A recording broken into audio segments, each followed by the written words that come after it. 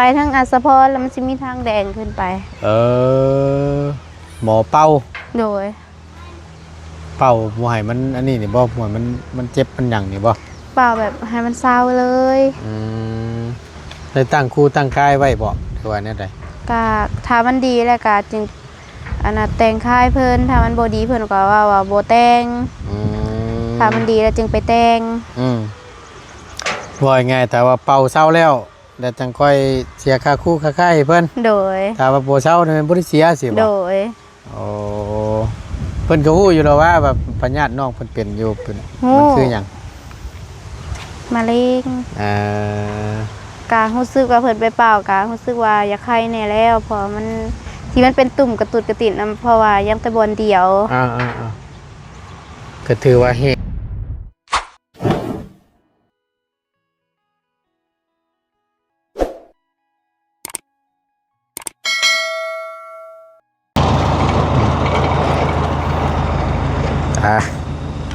อยู่บ่เด้บาดนี้ทางน้องลอยน้องดีเนาะเอาก่อนอื่นพี่น้องกราบสบายดีและสวัสดีเด้อพี่น้องเด้อสบายดีเปิดสู่ขู่สู่คนพบเจอกันเนาะในคลิปนี้บุรีทั้งหมดตุนแวะเข้ามาหาทางน้องเพิ่นก่อนยามตามข่าวเพิ่นก่อนเป็นยังไงนี่เนาะอาการหรือว่าไปแสดงความยินดีนำน้องเพิ่นนั่นแหละพี่น้องที่ได้รถจักรหรือว่ามอเตอร์ไซค์ใหม่ใช้ไปทางไหนคือเห็นแต่บันไดงึกถึงแงกอยู่บ้านนี่บ่งึกได้เนาะไกลอยู่บ่ปิดแล้วบ่ตุนก็ได้ลอยเอ้ยลอยใช้ป่านนี่บ่อยู่ซ้ำพี่น้องใช้ทางใดโอ้อยู่พุ่นบ่โอ้ยพุ่นพี่น้องเอ้ยอันนี้ขุดของเพิ่นเช็ดของน้ำมาจักล็อกอันนี้เนาะมวนชื่นที่ได้บาทนี่เอาพอดีละเดี๋ยวประตูสิย่างไปเบิ่งเทคนิคจักหน่อยเนาะเราเช็ดของน้ำนะนี่เบิ่งนี่โอ้คือมาไว้คักแท้นี่ประตูเฮ็ดของน้ำบ่นี่เฮ็ดเตรียมเฮ็ดของน้ำบ่โอ้มันแข็งบ่คือมาน้ำคักแท้เบิ่งบ่ชงสิแข็งแท้พี่น้องเพราะมันเป็นดินนั่นนี่เด้ก็สิว่านี่หากระคุดนี่บ่ฮะไผขุดนี่น่ะไผขุดโอ้ยไปเฮือนนี่เลยสบายดีเด้อตู้เด้อสบายดีขอเตรียมเฮ็ดของน้ำเนาะหากระลงมือเมื่อเช้านี้ดินมันแข็งว่าติมันแข็งแล้วขุดจนดินนั่นดอนจนจกดอนเนี่ยเขาบ่มน้ำไว้ตัวเนาะข้างในดิซะนี่มีดินแห่บ่ตุมีอยู่ฝนเล็กน้อยปะปนเล็กน้อยบัดขุดไปน่ะก็มีหินอันนั้นก็หินแบบหินพลานปนหินสอบัดขุดลงไปมันสิบ่หนักซั่นบ่บัดนี่จังหวะแน่อาชาของเขาก็ว่าพอแล้วนะหินพลานฝนนะบ่ยากเด้อตัวนั้นเนาะยากอันนี้นี่เป็นอันนั้นบ่เป็นของประตูเองบ่งบของหลานพุ่นนะของหลานบ่ของน้องลีแหละโอ้ของข่อยได้บ่หลานกับของข่อยสำคัญเลยน้ำกันเนาะแต่ว่าบ่เพิ่นงบมานะมันเป็นของหลานเป็นว่าบ่ครับนั่นแหละบ่ตัวนี้นี่มันงบของน้องดีเนาะที่ผู้ใหญ่เพิ่นชดช้อยมานั่นบ่เอาบ่ตูนก็บ่ได้ฮู้ได้พี่น้องไงมาเราหักขุดบางช่วงบ่ายๆนี่ว่าซั่นขุดเตรียมจะเฮ็ดห้องน้ำเนาะก็คืองบทางเบาเตียงหรือเบาดีเตียงโอ้เดือจากชื่อรถนั่นบ่แม่นบอกเดือจากชื่อรถเลยก็เป็นตรงน้ำนี้เพิ่นเอาซ่อมแซมเรือนหันเอาก็ถือว่าดีละพี่น้องเอ้ยเนาะ คือพี่น้องอาจจะเข้าใจแหละคืออย่างเช่นคือทางน้องลี่เนาะที่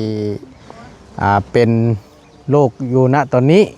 เดี๋ยวว่าที่น้องเพิ่นเป็นนะที่ว่ารักษาบ่หายว่าซั่นซะแล้วก็เลยน่าจะเปลี่ยนใจชื่อรถจักรให้แล้วก็เงินส่วนที่เหลือก็แม่นมาซ่อมแซมเพื่อนเนาะตุ นั่นแหละ แล้วก็มาเฮ็ดห้องน้ำให้นี้นะพี่น้องถือว่าเป็นการดีเนาะเฮ็ดห้องน้ำเนี่ยโอ้ยสำคัญและอยู่ในเฮือนนี่บ่มีบ่ตุ ยังเลยยังบ่ได้เลย ยังบ่มีบ่ บ่มีนะขอยมีแต่พุ่นแล้วราบรวมพุ่นแล้ว ห้องน้ำรวมเลย ยังบ่ได้ อ๋อ พี่ดาพี่ยังบ่นั่นนี่แหละลูกก็จัก จักคิดว่าอะไรเนาะตุเนาะ โอ้ย แม่นความตัวนี้นี่เลือ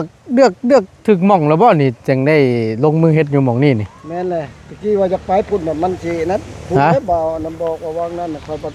เฮ็ดจะเฮือนเอาหั่นบัดตัวนั้นมันบัดบวมข้างปลายชาน ตรงนั้นน่ะบวม เอาตัวนี้ อืมดินเฮือนนี่แม่นเบิดเลยบ่นี่ แม่นบ่ล่ะ อ๋อฮอดพุ่นเล่นน่ะเนาะ หัวพุ่นแล้ว หัวตัวพุ่นเลยบ่ พอบ้านพุ่น อ๋อ พอบ้านพุ่นแม่นบ่ได้ทำหัวนี่ ถือว่าดินกว้างอยู่ได้พี่น้อง เพราะว่าอยู่นี่แหละแต่ว่าบัดน้ำอันนี้เขาได้เสียตุเวลาน้ำใส่น้ำซอยน้ำเสียเขานี่นะให้ไหลลงพุ่นบ่ หลายลงพุ่นแล้วก็ยังสิคูนได้นี่รถมาก็ยังสิเอาดินมาถม โอ้เอาดินมาคูนอีก ให้มันสูงแต่จังค่อยก่อค่อยตั้งเด้อันนี้นี่คือตั้งบนเตียงให้คุดอันนี้ไว้ถ่าบ่ลงมือเฮ็ดอันนี้ก่อนคุดถ่าก่อนได้จังเม็ดว่า3 เมตร ว่า3 เมตร เป็นไรสิโทษอยู่ต้นอยู่3 เมตรนี่ 3 เมตร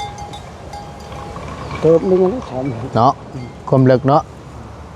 โอ้ถือว่าสุดได้พี่น้องขนาดเพิ่นนี่เอาน้ำซำใดนี่ความกว้างความหอมเพิ่น ยังว่ายังบ่ฮู้ตัว อ๋อแต่ว่าหลักๆนี่ขุดไว้ก่อนเนาะ ครับเพิ่นก็บ่ได้เว้าดอกว่าเท่านั้นตัวนี้ครับเพิ่นบอกให้ขุดเพิ่นว่าแต่ว่านั่นหั่นเพิ่นสินั่นอยู่ดอกก็สิให้คนอื่นเพิ่นว่าก็ให้คนอื่นมันสินั้นเดินหาลูกหาหลานหั่น แม่นเนาะดีแล้ว ลูกในเฮือนนี้ลูกในเฮือนนี้เขาเฮ็ด พอได้ซอยกันขุดเนาะตัวเนาะดีแล้วเอ้าเฮ้ยย่างแล้วบ่ลูกตัวน่ะเอาหลานบ่โอ้ตกใจเบิดฉลอกนึกว่าห้วยคือสิย่างไว้แท้ฉลอกว่าบ่ สบายดีล่ะเอ้ยคือแต่งตัวล่อแท้มื้อนี้เฮ้ย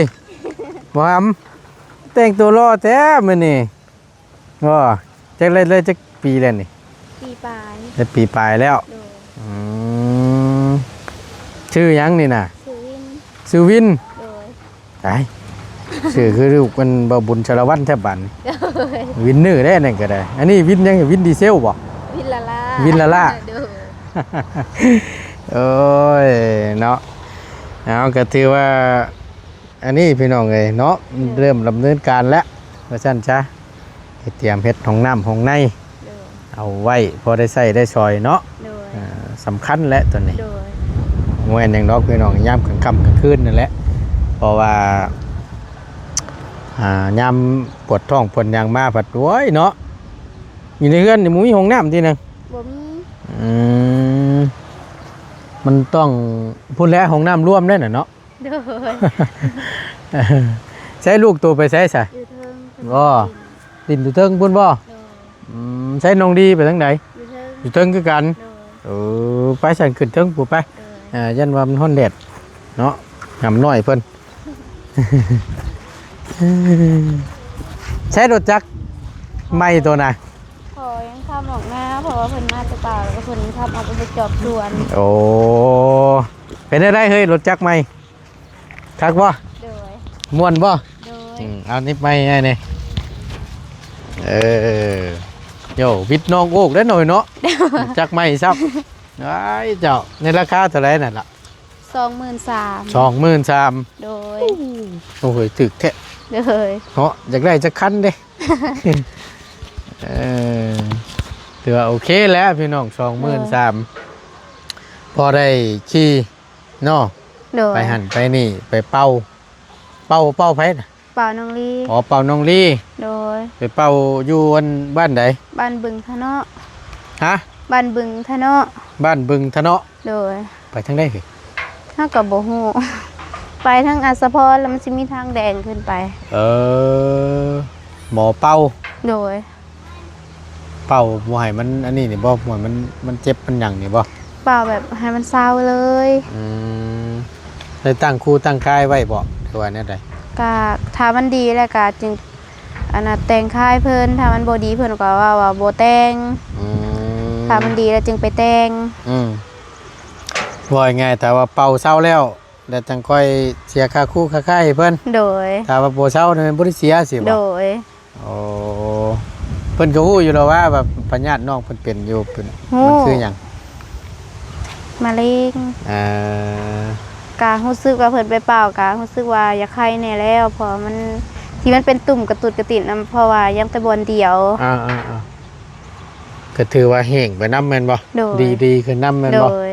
โอ้ถือว่าเป็นการดีเด้จากคำว่านั่นน่ะเนาะ โดย เห็นแล้วก็เป็นตะลุโตนพี่น้องไอ้จักสิว่าได้ใดน้องเพิ่นก็โอ้ยสร้างเป็นแท้ๆพอมัน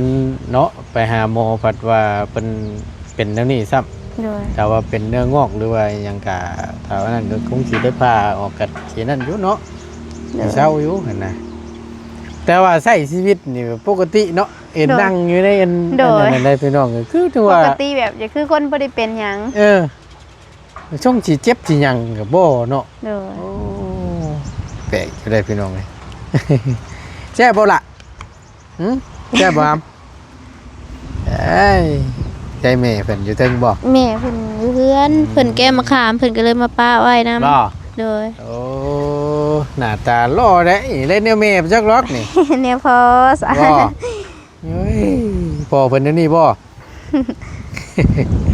ไปขึ้นเทิงพู่ไป แม่ก็งามพอก็รอซะ คู่กันเลยบาดนี่ โดยจ้ะ ไปคักๆๆๆแนวนี้ เนาะพากันกินข้าวกับหยังมื้อนี่ คิดจะกินตำหุงก็เลยเอาไปเอามังหุงมาตำ เบิดแล้วเข้าอันนั้นเพิ่นลูกเจ้า ยังกล่องหนึง ยังกล่องหนึงบ่ โดย ตั้งแต่ชื่อใหม่พุ่นนั่นได้ โดย โอ้ถือว่าได้ เพ โด ราะ น ว่า เติบได้น่ะ เพราะว่าตอนนั้นเราก็ไปซื้อแน่ ชื่อเสริมนำบ่ โดย จังพรแล้วจ้ะ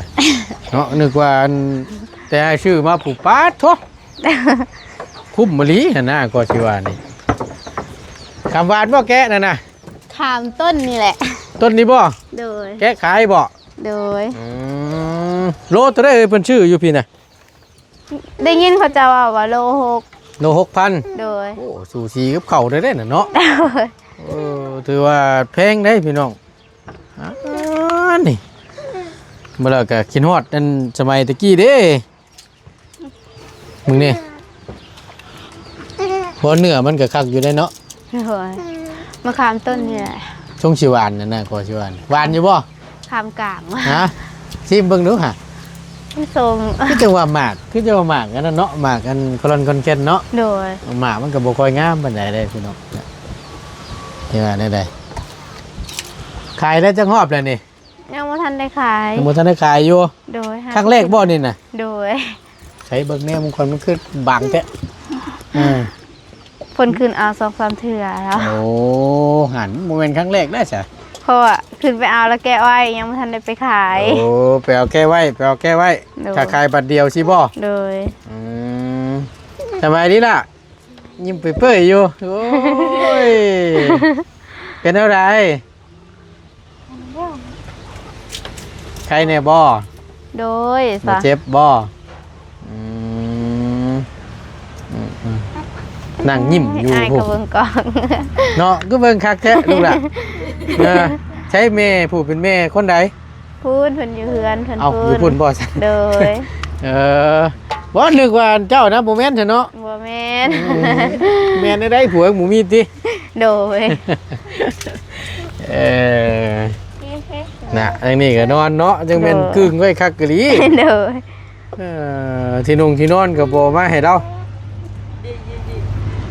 บ่มีบ่ที่นอนน่ะ บ่มี อย่างน้อยพอได้ปูนอนในใครอยู่ได้ว่ากะ ปะนอนใช่ไหมเป็ดเลย โดย นั่นนี่หิวนุ่มประจักษ์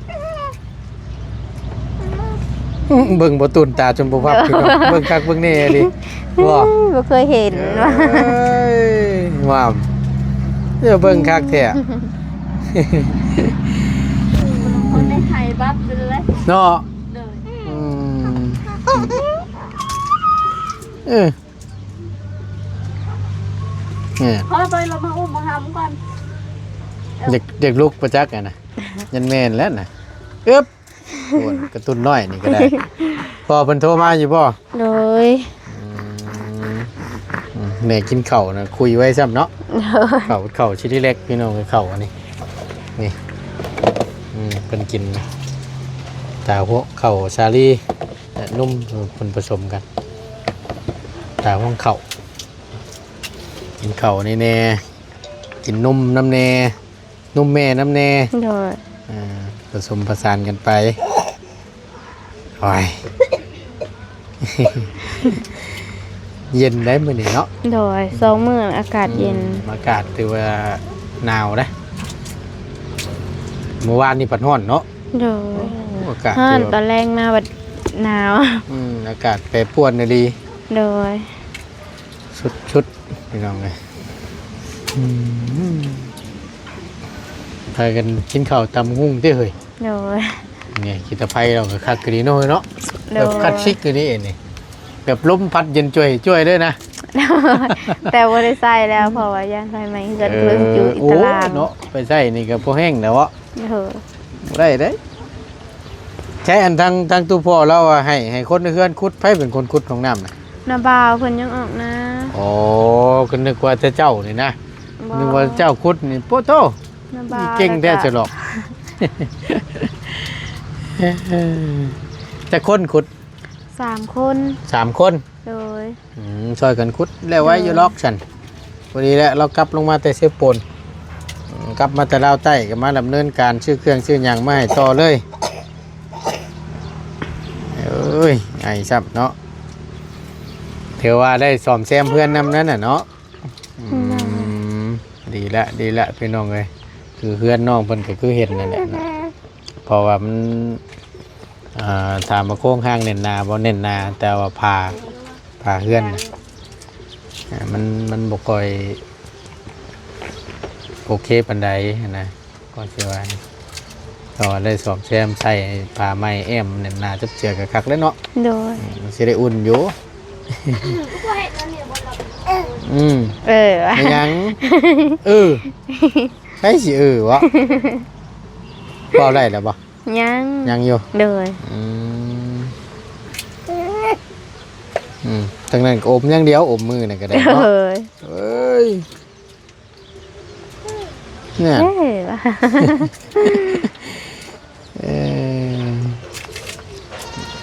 แซ่บอยู่บ่ โด แซ่บ ย บ่ จ้ะ กินหยังขนม กินข้าวจี กินข้าวจี่ หวาน โอ้เพิ่นนี่แหละเฮ้ยเนาะพอดีทั้งประตูนชื่อดีลูกมาอยู่กับหมักเต็งหมู่พี่น้องเลยพอได้เพิ่นได้กินนี่แหละอยู่คนแหละมีแต่ว่าเดี๋ยว